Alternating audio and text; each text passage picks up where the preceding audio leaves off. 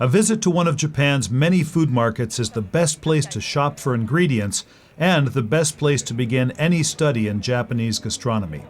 Here at the Nishiki Market in Kyoto, we embark upon a walking tour with distinguished local chef Yoshihiro Murata of the three-star restaurant Kiku no I, Unilever executive chef Steve Gilliba, and Elizabeth Ando. Chef Murata, a frequent shopper at this market, knows precisely where to find the best that the market has to offer. It's the peak of spring here in Kyoto, and some of the season's most prized specialty produce has just arrived in the market.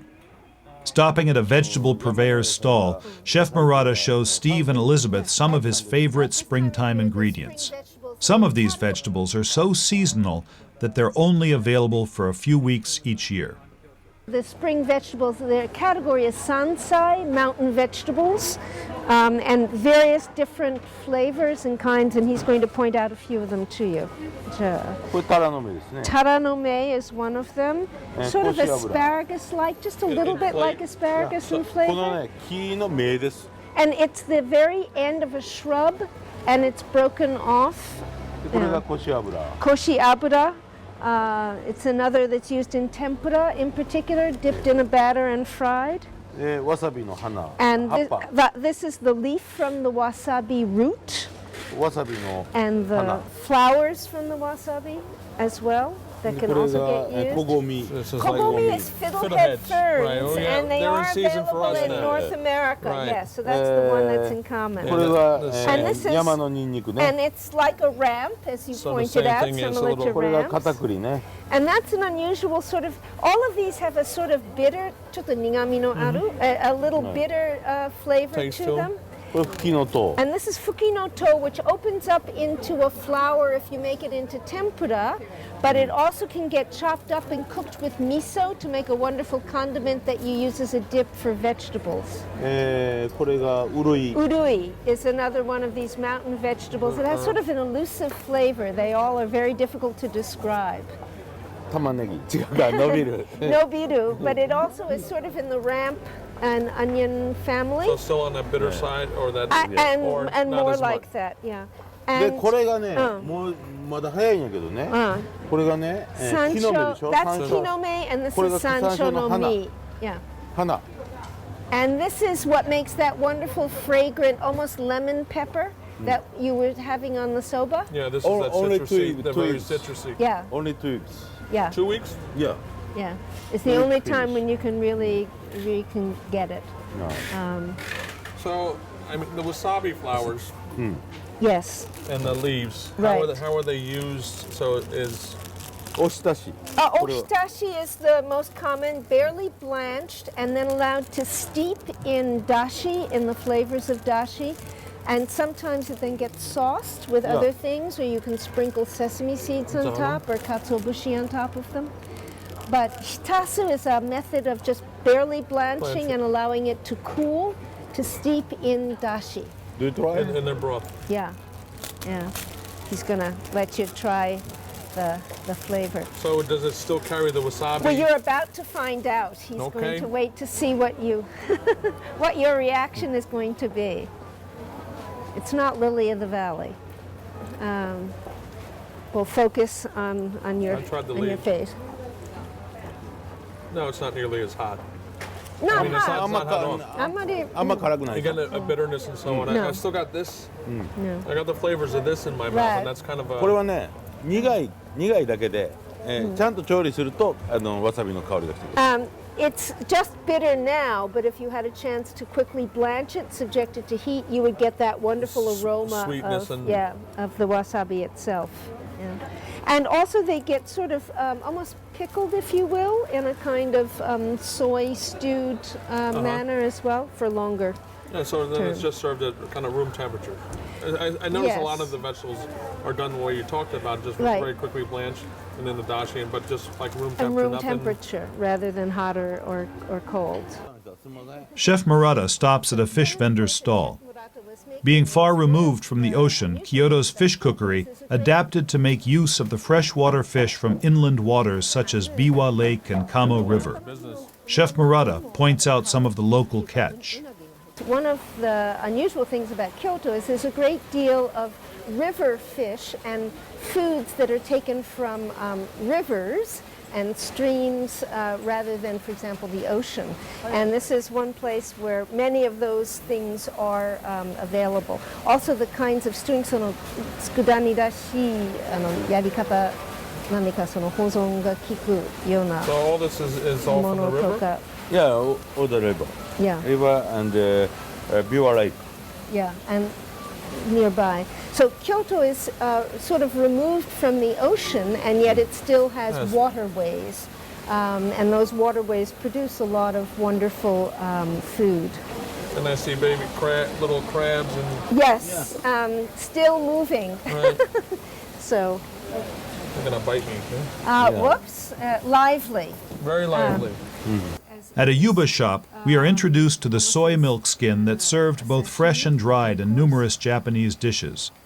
As with tofu, yuba was popularized as a meat substitute in Shojin cuisine, the vegetarian cuisine of Buddhist monks. In today's refined kaiseki restaurants, yuba is likely to appear in at least one of the many dishes. This is yuba, and in the process of heating up soy milk, much like any other kind of milk, a sort of a film or a skin forms, and it gets lifted up, and it's creamy and delicious and rich and wonderful. That same soy milk could be turned into tofu, but in order to do that, you have to do other things to it. Usually in Kyoto, commercially, those who produce yuba have a different kind of bean that they use that produces a richer kind of milk that has better tensile strength. Steve and Elizabeth stopped to examine a copious display of tsukemono, or pickles, an essential ingredient in Japanese cuisine. Appearing at nearly every meal, these small tastes provide color, contrasting flavors, and refreshment for the palate. There are literally thousands of varieties of tsukemono. Most commonly, they're made from vegetables and fruits. Some of the more popular pickled items include daikon radish, Napa cabbage, and Japanese cucumber. Combinations of preservatives and vegetables differ widely from region to region, providing an endless variety. Tsukemono occupy such an esteemed place in Japanese culture that they are often given as gifts. As we leave Chef Murata and Kyoto, it's time to travel north to the futuristic metropolis of Tokyo. Here we visit the massive Tsukiji Market, a market like no other on earth. The Tsukiji Tokyo Central Wholesale Market is commonly referred to as the Kitchen of Tokyo and is largely responsible for feeding the city's 13 million diners. Throughout the complex's enormous labyrinth of vendors, you can shop for vegetables, meat, and other foodstuffs. But the main attraction here is seafood. Over 450 different kinds of edible marine life, weighing in at over 4,000 tons, are received at this market each day. Tsukiji began as a riverside fish market around the 16th century in the beginning of Japan's Edo period. In order to help feed the city's growing population, Osaka fishermen were imported by the shogunate, Japan's ruling class, to establish fishing in the area. Today, the Tsukiji Market is a modern marvel of logistics and shipping, with freshly caught seafood arriving each day by plane and ship from waters all around the globe. The high point of the day within this slippery den of activity starts at 3 a.m. every morning when preparations for the market's world-famous Tuna Auction begin. Wholesalers lay out giant specimens of bluefin tuna, both fresh and frozen, their bodies freshly eviscerated and numbered in red ink. Middlemen, armed with flashlights and gaffs, extract plugs of flesh which they carefully examine for freshness, quality, and fat content. The fatter the tuna, the higher its value. At 5:30 a.m., the auctioneer rings a handbell and the frenetic bidding begins. CIA alum Chef Hisashi Furuichi and Steve take in the scene as the auctioneer shouts out each tuna's number and the opening bid. So the market goes every day of the week? Every day. Sundays, No. Sunday and Wednesday is closed. So there's 2 days it's closed, but 5 days a week. Yes. And then this is, who's buying all the fish now? They have a license here, and they are middlemen. They buy tuna here and bring to their store. And then they butcher it, they cut it up, and they sell it in smaller portions. Yes, right. So they're trying to figure out, they have their orders already for the day, or mostly, or? Some of the store has already ordered. Bidders indicate their offers through hand gestures called teari. Final prices are settled upon within seconds. By 9 a.m., an entire warehouse of tuna has been sold, and the tuna are quickly scuttled off to the buyers' market stalls, where they're carved up and resold. Some of the most prized bluefin tuna can sell for upwards of $50,000. In 2001, a bluefin weighing over 400 pounds sold for a record price of $173,000. Some environmentalists argue that these escalating prices are further evidence of depletion of the bluefin tuna stocks worldwide.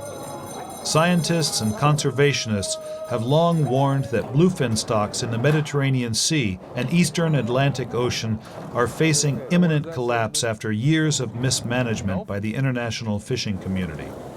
In an effort to answer these criticisms and to ensure the survival of the species, Japan has begun farm-raising bluefin tuna with some early commercial success. At one of the market's many tuna vendors, a whole tuna is carefully sliced and quartered into loins by men wielding knives as long as samurai swords. The tuna loins, then further cross-sliced into prime steaks, are ready for sale. Bluefin tuna is highly prized for its fatty belly meat, known as otoro. The color of the tuna's meat provides clues to quality. Lighter shades of red indicate a higher concentration of belly fat and identify these sections as the most tender cuts.